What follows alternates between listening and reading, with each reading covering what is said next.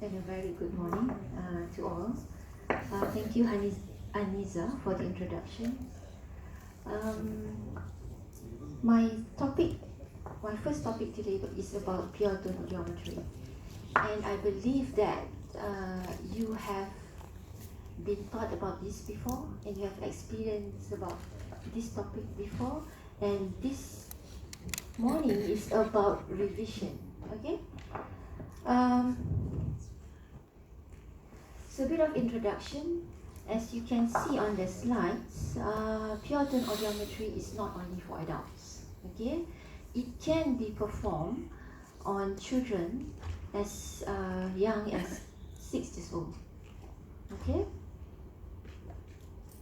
and why PTA, or what is the purpose of doing PTA? Any idea?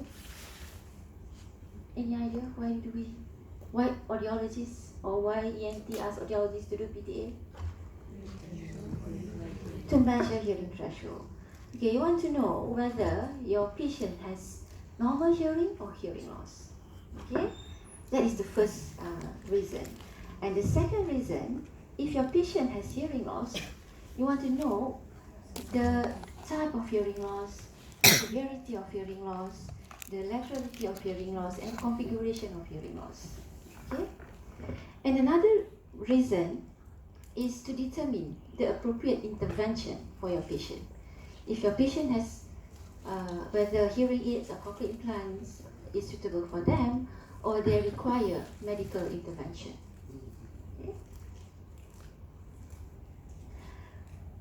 Okay, PTA. PTA is a subjective test, meaning that it requires participation from your patient. Maksudnya bila you buat tu, you minta patient you, okay, dengar bunyi, angkat tangan. It can be verbal or it can be by pressing the button response. Okay, so for that reason, patient's factors like concentration, tiredness influence the test results. You have to take that into consideration when you perform a pure tone audiometry. So all in all, PTA is about testing the entire auditory system, from outer ear canal to middle ear to inner ear up to the auditory cortex. Okay, we want to measure the hearing sensitivity or the hearing thresholds of a patient. Okay, and the hearing sensitivity that we are interested in is in a range of audible frequencies that are important for speech. Okay, so the frequency range that is important for speech is around 2000 to 4000 Hz for children, and for adults it's around 250 up to 8000 Hz. How it is performed? You need an audiometer, right? Okay, you need an audiometer to perform, and you need an audiologist to perform. And if you are trained, you can also perform pure tone audiometry. Okay? So this is a generic component of an audiometer. We have on and off switch. Untuk bagi electric tu nak onkan the audiometer kan. Okay, you need that switch. Okay, there is a frequency dial, and the purpose of this frequency dial is to change the frequency. Remember, we need to find auditory thresholds for certain frequencies, from low frequencies to high frequencies. And hearing level dial is to what is the purpose of hearing level dial? Any idea? Yes, to control the loudness. You want to change from soft sound to loud sound. Okay? And the masking level dial is used when you perform masking procedure, whereby you introduce noise to the better ear, and and the other ear you present a tone. Besides audiometer, you need to connect the audiometer to a transducer, and the purpose of a transducer is to convert the electrical signal from the audiometer into acoustic signal. Okay, and there are a few transducers that are commonly used in pure tone audiometry tests. The first first one is headphones. This is circumoral headphones. Okay. We also have insert earphone. Okay. And speaker, as well as bone conductor or bone vibrator. As you can see here, for headphones and insert earphones, they are color coded. Okay, meaning that the red color is for right and the blue color is for left. Okay, and when it is color coded, it means that you can get separate information for each ear. Okay, and for speaker and for bone vibrator, it is not color coded. It can be from any ear. Okay. So when you use headphones or insert earphone or speaker, you are delivering the signal. The signal that I'm talking about is a pure tone through air conduction pathway. Okay, air conduction pathway nya the sounds travel through outer ear, middle ear, to inner ear, and up to the auditory brain, auditory cortex. Okay. So they have to go through all this pathway. But when you use bone vibrator, okay, the vibrator is placed on the mastoid process, and in that state, okay, the sound is bypassing the outer ear and middle ear, and it's straight stimulating the inner ear. Okay, so bone vibrator, in other words, it measures the condition of the cochlea. Okay, how do we as audiologists determine hearing thresholds? Okay, and we use Hewson-Westlake technique. Okay, and in this technique we use ascending and descending procedure. And as an example in this graph, okay, we usually started the testing with a higher level, for instance at 70 or 60. Okay, and if your patient responds, I mean like he or she hears the sound, you reduce intensity by 10 dB. Every time your patient responds, you reduce by 10 dB. Okay, response reduce, and here no response. When there's no response, what you need to do is you increase by 5 dB. And as an example, it's response, and then you reduce by 10. Every time your patient responds, what do you do? Reduce by 10. If your patient does not respond, you increase by 5. And how do you determine the threshold? The threshold is the lowest intensity level at which the patient's responding 2 out of 3 times. Okay? So in here, the threshold is 50 dB. First response, second response, or the third response. Okay? So again, like I mentioned before, for PTA, we are interested in measuring the hearing thresholds within a range of audible frequencies that are important for communication. For air conduction, we usually measure low frequency sounds, mid frequency sounds, and high frequency sounds. And for children, we stop at 4,000 Hertz. Okay, but for adults, okay, we extended from 4,000 Hertz to 8,000 Hertz, and we also include 3,000 Hertz. Any reasons? You know why? We extended to 8,000 Hertz and we include interoctave frequencies of 3,000 Hertz. Noise induced hearing loss. Noise induced. Sorry? Can be 3,000. I can't hear you. Yes, monitoring noise exposure, ototoxic exposure, and noise-induced hearing loss. Okay, for these frequencies, we need to determine hearing threshold for air conduction threshold for left and right ear, and for bone conduction here. So we tested low frequencies, mid frequencies, and high frequencies, and usually we test the better ear. Okay, we place the mastoid on the worst ear. Okay. Sometimes they are not necessary 4,000 and right. Okay, It's once used to you have kadang-kadang dia boleh determined jadi the 3,000 or 6,000. air conduction So threshold, let's say we didn't do, what we need then to maybe do we is didn't we need to practice plot You them don't pick on up a the graph. patient, Okay, ada noise in the and hearing this loss. is, I think you are familiar with this. This is an audiogram, okay, or a patient's hearing graph, and the y-axis represent hearing level, okay, or intensity level or loudness from top to bottom. Okay, it's getting louder from top to bottom, and the x-axis represent frequencies. Okay, from right to left. Okay, as the frequencies increases, the sound is getting high pitch. Okay, so we plot the air threshold conductions and bone conduction threshold of our patient on an audiogram.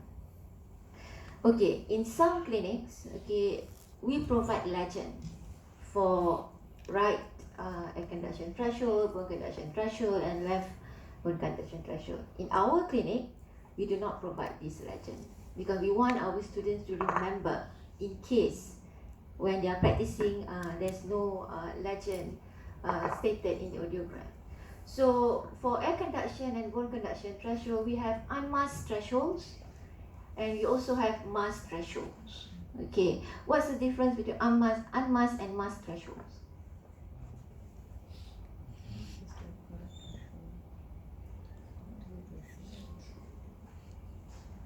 What are mask?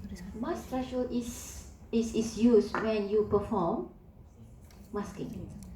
Okay, if it is necessary. If it is not necessary, you just plotted your audiogram using unmasked thresholds.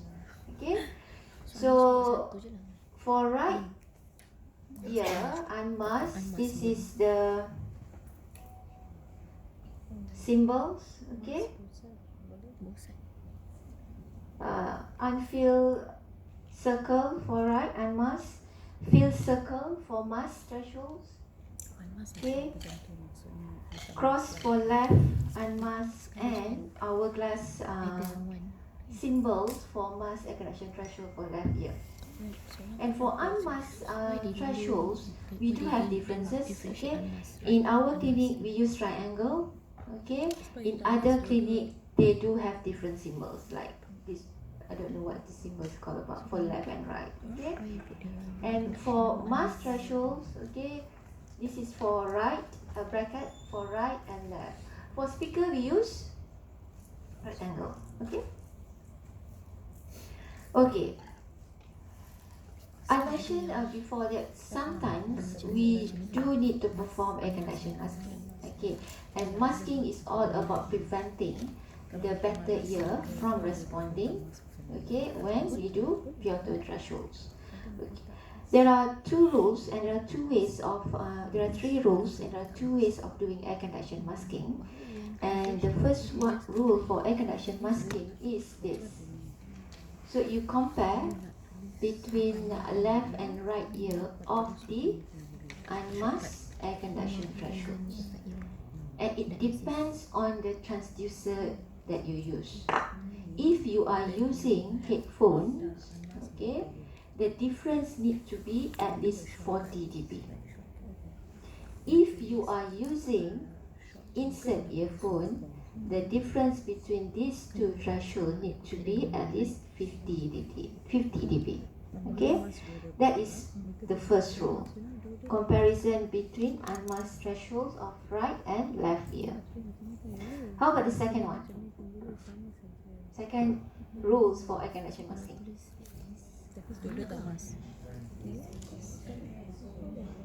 Yes, you compare the bone conduction thresholds and the air conduction threshold of the worst ear. And the values is similar to the first rules, 40 and 50, depending on the transducers that you use. That is for air conduction masking. For bone conduction masking, anyone? What is the rules for bone conduction masking?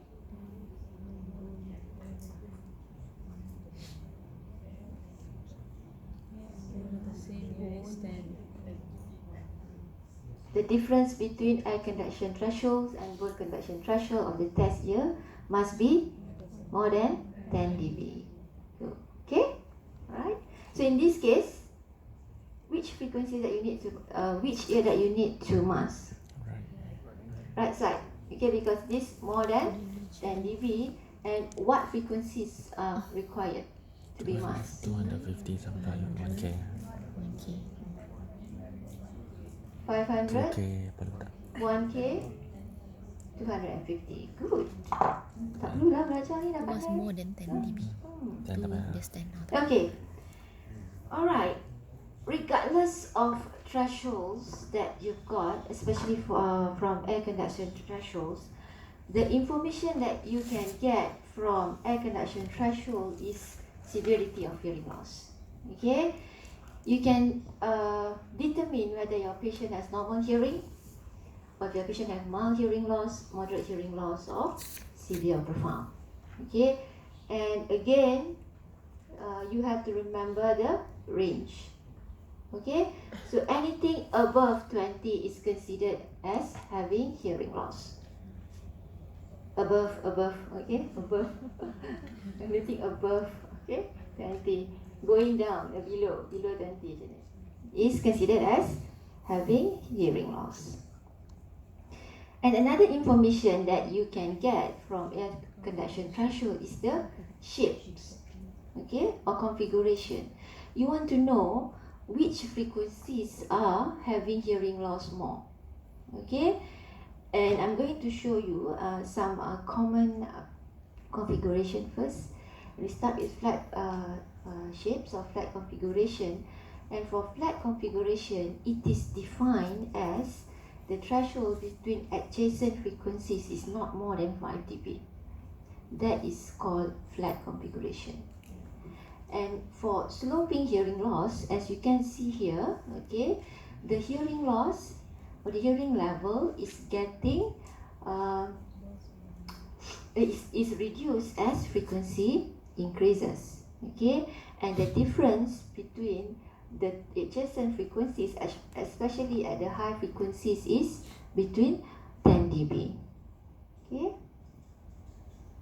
rising, and this is you can see this configuration in patient with menisthesis at an early stage of menisthesis, and it's affected more at low frequencies, and the high frequencies are normal. That is rising configuration. For notching, okay, notch, whereby there is a notch at 4000 Hertz, that is common, and sometimes the notch can be, okay, expanded or extended to 3 or 6 frequencies, 6000 Hertz. And this notching audiogram is typical for patients with noise-induced hearing loss. Okay, it can be due to work exposure or recreational exposure. Meaning that you dengar your phone, your MP3. Ada letak MP3 ke sekarang? Tak kan? Ya. Tiba sangat. Ya, iPod, whatever lah. Ataupun you pergi Zumba, okay? Because sekarang ni is a trending, you pergi fitness center whereby you do your body pump. Apa lagi? I don't know, Zumba, and the noise is very loud. So there is a potential that if you are not using protected device, earplug, okay, this is the audiogram that you can get from your patient. Okay, cookie bite. Cookie bite and 10 is a rare shapes of audiogram. And for cookie bite, the loss is only at middle frequencies. And it has been associated with genetic hearing loss. For 10, it's a vice versa of cookie bite. The loss is at low frequencies and high frequencies. Okay, we also have corner audiogram. Corner meaning that there is a small residue of hearing only at low frequencies. And the rest of the frequency, as you can see, there is no response, tak ada bunyi. So this is corner audiogram. If you see this audiogram, your patient is fit for which intervention? Cochlear implantation. Okay? And ski slope or precipitous hearing loss. Okay? ski slope ni kalau punya pernah main ski ya, okay, you pergi from very peak tu dia terus ke bawah, jatuh ke bawah. And the definition of ski slope is that sometimes the patient has near or normal hearing at low frequencies, but suddenly, okay, for other frequencies the hearing loss drops significantly. And what significant is when the hearing loss is more than 20 dB. That is called significant for ski slope hearing loss.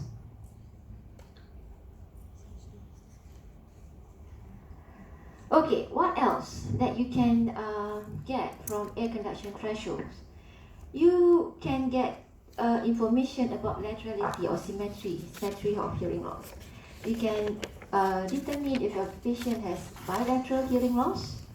Okay, maksudnya ada dua-dua tinggal ada masalah. Okay, and if it is symmetrical, okay, dua-dua shapes and degree of hearing loss are kind of the same. Okay, and you can also get information about single-sided or unilateral hearing loss. Okay, one side normal, the other ear has hearing loss, and the third one is asymmetrical hearing loss, meaning that the degree, severity and configuration and type of hearing loss are different from 2 years, between 2 years. Okay? Okay, that is air conduction thresholds, the information that you can get from air conduction thresholds. Let's recap. You can get severity of hearing loss. What else? Type. Shapes, configuration, laterality. Tak dengar. Threshold.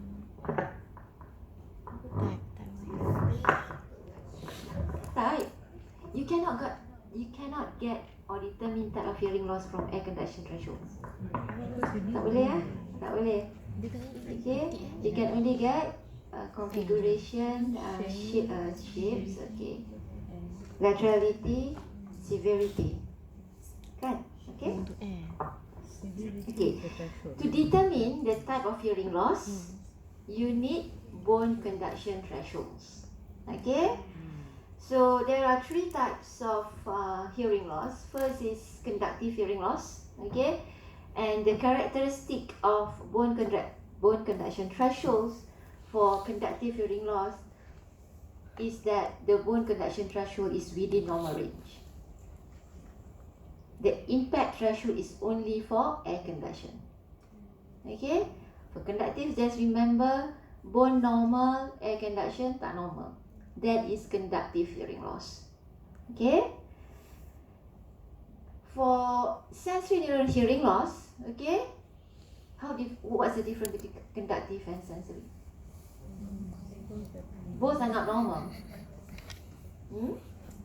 And there is no airborne gap, or the airborne gap is less than 10 dB.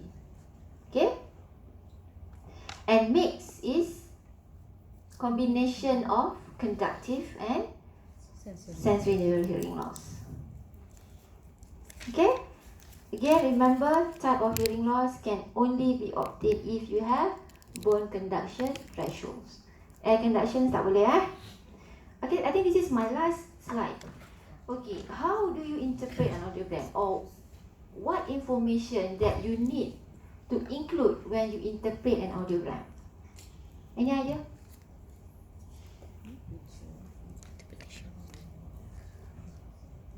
Air conduction, bone conduction, masking betul, tapi it's too general. Nanti nak jawab macam mana? Kalau yang your lecturer cakap, okay, interpret an audiogram, bagi audiogram. Left side. You kena ada ni degree. Don't forget the severity. You need to remember the range. Okay, normal range apa, mild hearing loss apa, semua tu lah. Okay. And the second one, please include configuration. Okay, mild to moderate, flat. Okay, hearing loss. Don't forget type. Okay, if you have bone conduction information. Kalau tak ada, tak boleh include type of hearing loss. Okay, and well as laterality, sama ada bilateral hearing loss, unilateral hearing loss, asymmetrical ataupun asymmetrical hearing loss. Okay, this is my, okay, belum, ada, okay. Ada dua lagi, sorry. Alright, so as much as we want to have a complete audiogram, sometimes we have difficulty in getting that complete audiogram. So we end up with incomplete audiogram. Okay, what does incomplete audiogram meaning that? Apa maksudnya? Masking is not performed. Okay, in this example, masking is not performed. So we end up with this one. Can we interpret this incomplete audiogram? Tak boleh? Macam tak boleh, penat audiologist buat. Kalau spend masa 1 jam, 2 jam, 1 jam setengah dengan budak. Dapat incomplete, oh you cannot interpret. Boleh. Boleh interpret. Tolong interpret.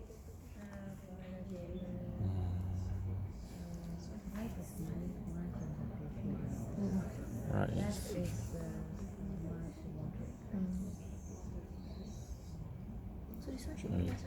Volunteer. Right. Dia volunteer tak? Daripada UKM ke USM ke UM? Semua, tiga-tiga. Daripada USM. Siapa daripada USM? Mesti Dr. Normani pernah ajar.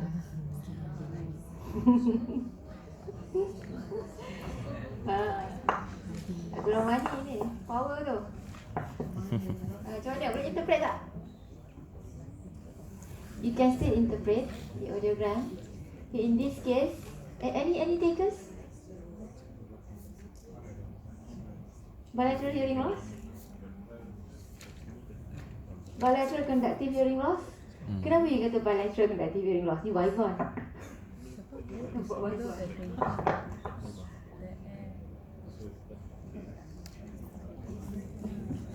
Kita tengok for right ear. Look at the air conduction threshold for the right ear. It is at 20 dB across frequencies. 30 ya? 30. Okay, 30 dB, sorry, 30 dB. The severity is mild. Okay, and for left side, mild to moderate. That is the degree of hearing loss. How about the type? Conductive. Cannot tell. Unmasked tak puas. So siapa kata cannot tell? Satu. Okay. You cannot be so definite if masking was not performed. It's not performed. Okay. So you can have some rough idea on the type of hearing loss. Okay. So in this audiogram, the interpretation is okay, blah blah blah. Okay, mild hearing loss in the right ear. Okay, with flat configuration, and mild to moderate hearing loss on the left ear with, okay, remember, with at least conductive hearing loss in one of the ear. Sebab kita tak tahu which ear is having conductive hearing loss. Sebab kita buat masking lagi. Okay, kena ada tu. So, bila dapat incomplete audiogram, audiologist can still interpret the audiogram. Okay? At least conductive, remember. At least, kadang-kadang at least, maksudnya showing one of the ear, okay, can have the type of hearing loss. This is the best, okay, audiogram. We have complete audiogram, okay, masking was done, okay, bone conduction masking was done, as well as air conduction masking. So from this one, you can have complete interpretation. Okay, please interpret this audiogram. Okay, good. Nazira.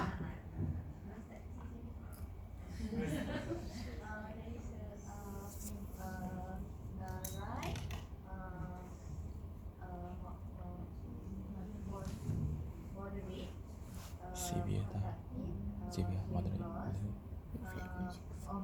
select configuration, and there is left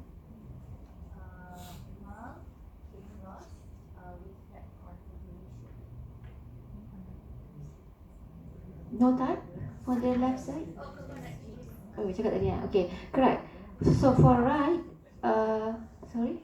Okay, for right, the severity is moderate. Okay, and the type is conductive. Okay, and the configuration is flat. Apa lagi? Kan, betul lah tu. And the left side is mild and the type is conductive as well. Okay, so bila you buat masking, okay, this bracket here this bracket here representing right mass threshold, and the triangle tu maksudnya belongs to the better ear, the left ear. Okay, so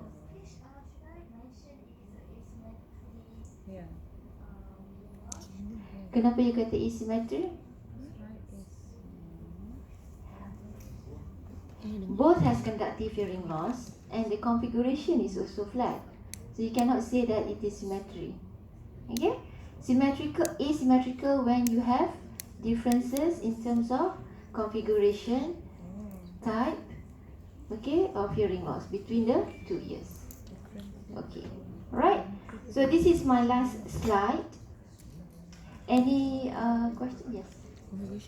Type of hearing loss. Left ear also fulfills the masking criteria for bone, because the difference between bone and the left air conduction is more than 10. But we mask the right bone. Why didn't we mask the left bone? Because during masking procedure, we place the bone vibrator on the worst ear. Okay, in this case, it is right side. Okay, and we believe that, okay, so if there is a shift in the mass threshold of the bone, in this case, the right side, the bone conduction threshold belongs to the worst ear, and we don't perform masking on the left side with the principle that the better ear is responding. So maksudnya kalau you boleh buat, tapi you take a longer time lah. At the end of the day, you dapat sama juga nanti dengan the triangle tu. Okay, alright. Can you repeat it again? Because many of them are confused. Okay, bila kita buat masking bone conduction, biasanya we put the vibrator on the worst ear. Okay, with the principle that when we stimulate, kita bagi bunyi pure tone to the better ear is responding, the better cochlea is responding. Okay, so this is untuk ease of masking procedure. That's why we put it on the right side. Okay, The worst ear in terms of thresholds, air conduction thresholds. Okay, so kita letak dekat mastoid process on the right ear. Okay, and bila kita buat masking tu, okay, and when there's a significant shift of BC thresholds, okay, especially on this example, we can see that the shift is more than 15 dB and is considered significant. When there's a significant threshold shift in BC masking, it means that the responding is from the worst ear, from the right side. So kalau we dapat, ada in some instances we can get similar tak ada shift ataupun shift is less than 15 dB. That one tu kena buat reverse masking. Itu kena mask di better ear pula. Okay? Shift dia mana? Boleh Prof? Tadi kosong sana 5 sana. Oh 15. Mana yang 15? Sebab sana 5. the bone conduction.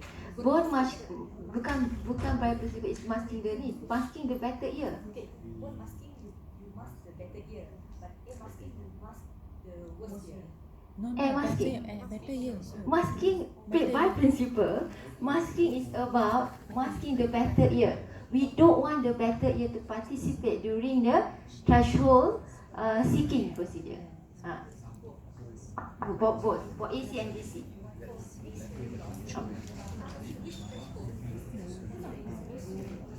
When the AB gap is more than 15 dB. It depends on whether the responses of the bone.